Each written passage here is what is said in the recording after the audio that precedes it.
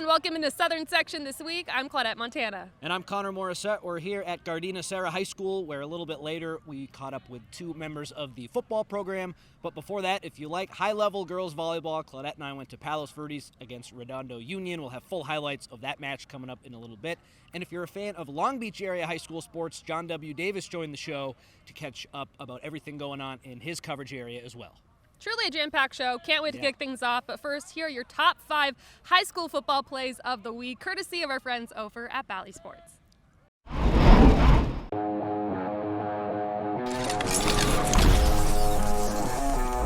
Ashtiani in the up slot. They'll give it to Henderson on the left side. He's going to bounce it, and he's going to walk into the end zone. Touchdown, Damian Henderson, and Los Alamitos puts another one on the board.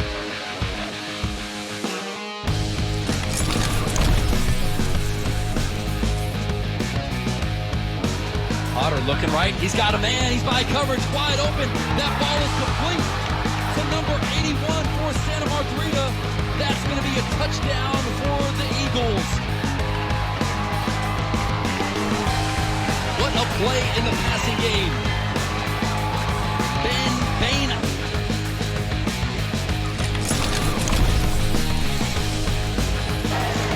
So Latif, nobody in the backfield. Goes deep, got his guy, touchdown, Lancers. Ben Alafayo from 31 yards.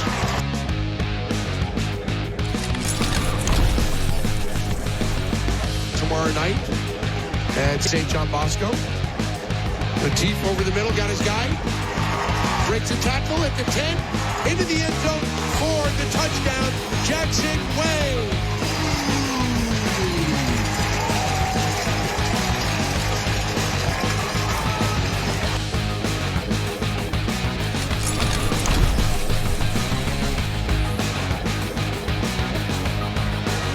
It'll be a squib, but it'll reach the deep level. It'll be Makai Lemon off the left side. Watch out. Cuts back. He's going to be gone. That's going to be a kickoff return to the house for USC commit Makai Lemon. Los Al back on top.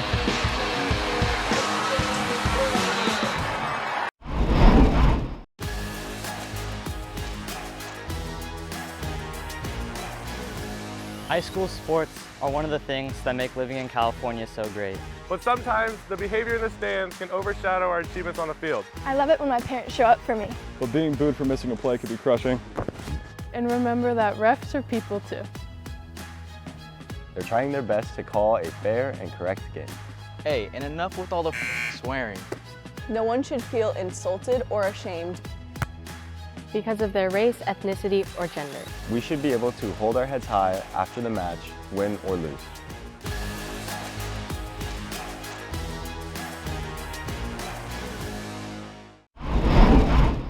All right, we hope you enjoyed those plays. And on Thursday, Connor caught up with our player of the week, Los Alamitos running back Damian Henderson. Connor, take it away.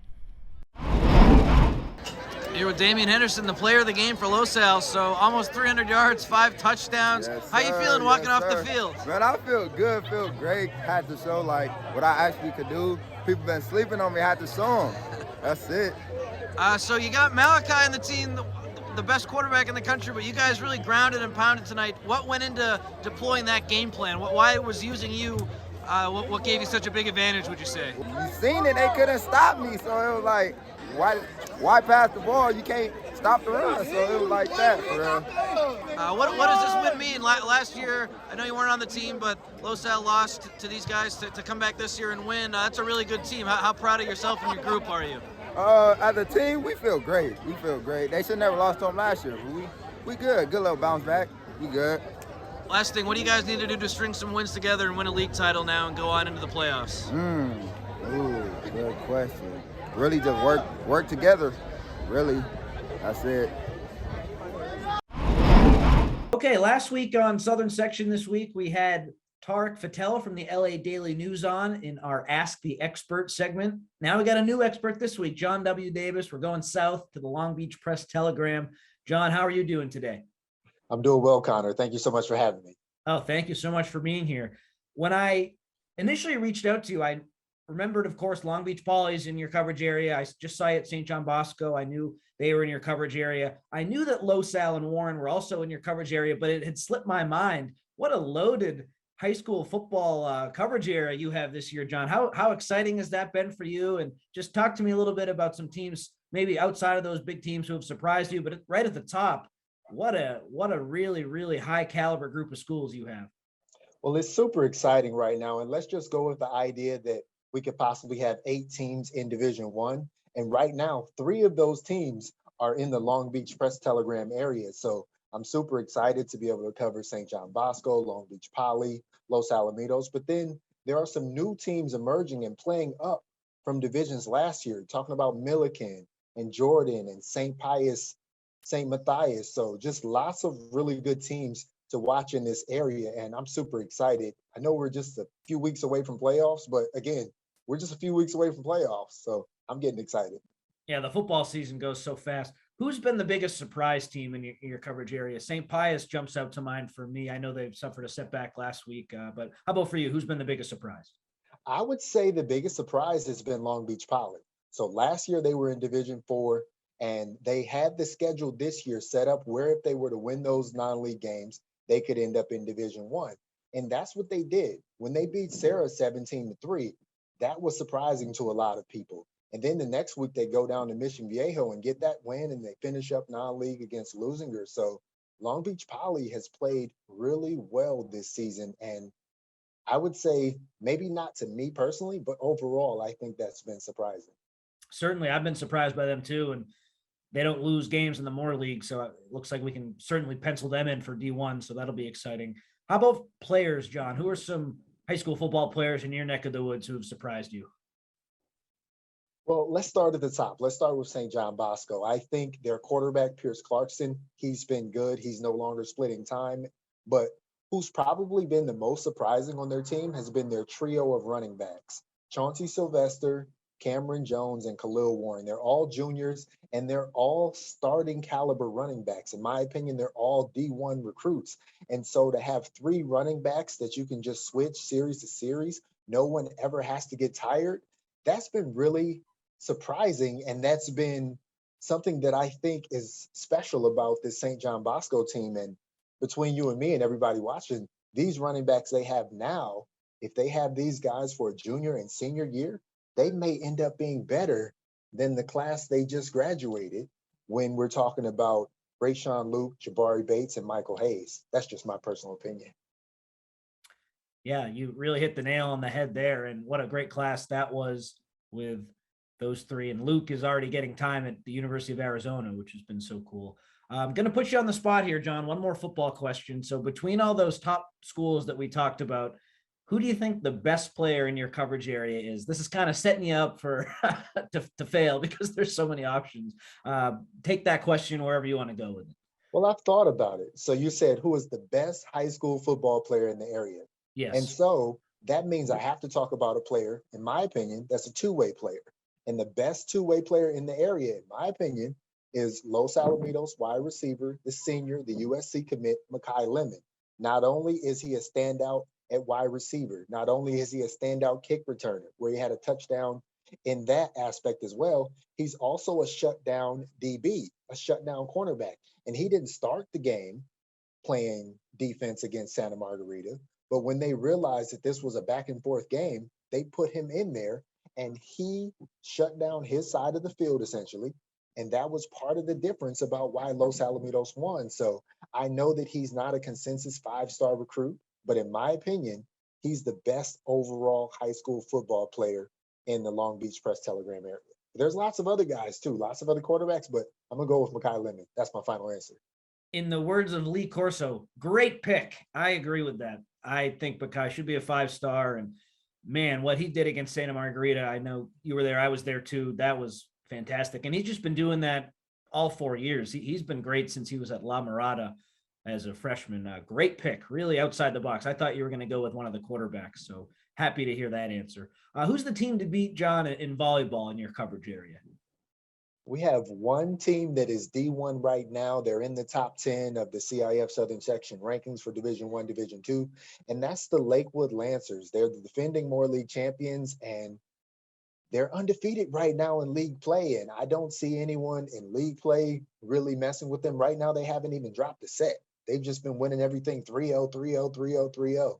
And they have an outstanding senior setter, Fatima Hall.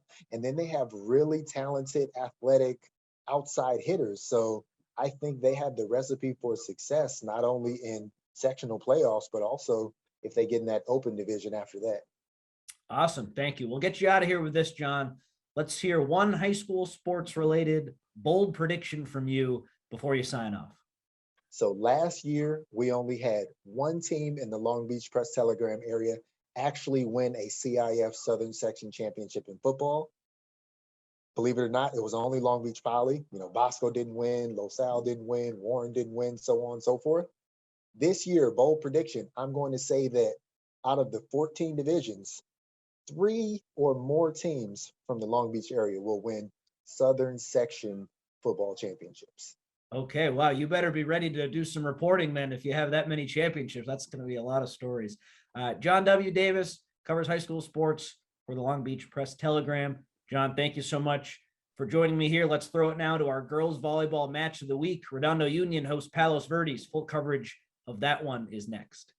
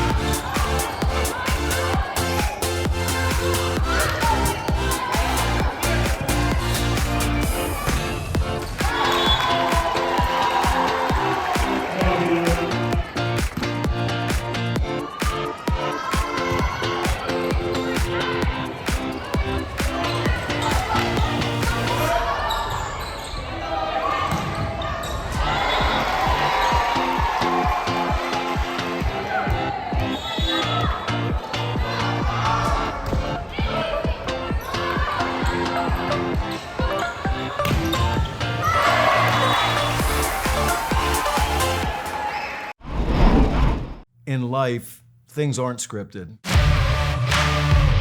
If you're an athlete, we need people like you and translate those skills to officiating. You can get a lot out of it. It happens in every town, in every game. We never have a perfect game, but the rewards always outweigh the negativities.